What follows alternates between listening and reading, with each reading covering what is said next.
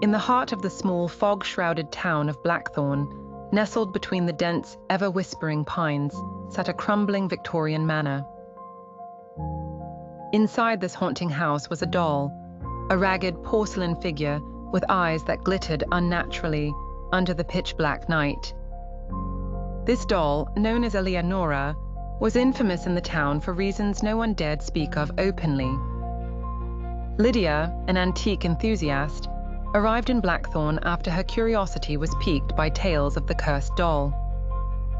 Driven by a fascination with the arcane secrets of the past, she found herself at the doorstep of the Rutherford estate, the manor's off-hinged front door bemoaning her arrival with an eerie creak. "It's only a doll," she reminded herself, her voice barely a whisper against the muted air. The manor, in its decay, smelled of damp wood and ancient dust, a scent that seemed to cling to Lydia's clothes as she ventured inside.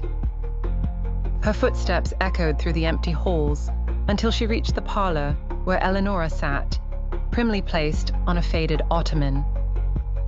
The room was dim, the only light a flickering candle that cast long shadows, bringing to life the embroidered tapestry on the walls. Lydia approached cautiously, her eyes fixed on the doll. Eleanora's glassy eyes seemed to follow her, betraying a presence that sent chills down her spine. She tentatively reached out, her fingers grazing the cold, porcelain cheek. As if on cue, the candle flickered violently.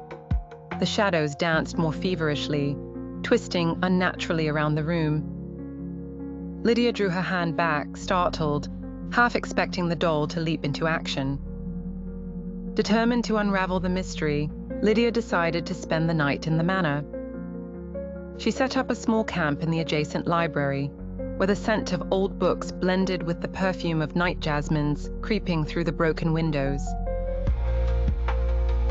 When midnight struck, a strange sound echoed down the corridor, a soft, rhythmic tapping. Lydia, clutching her flashlight, followed the noise. Her heart pounded in her chest, each beat a drum that matched her growing sense of dread. The tapping led her back to the parlor. Her flashlight beam caught the ottoman empty. Eleanora was gone. Panic set in as she scanned the room, only to find the doll had moved to a chair by the window, its head turned slightly as if gazing outside.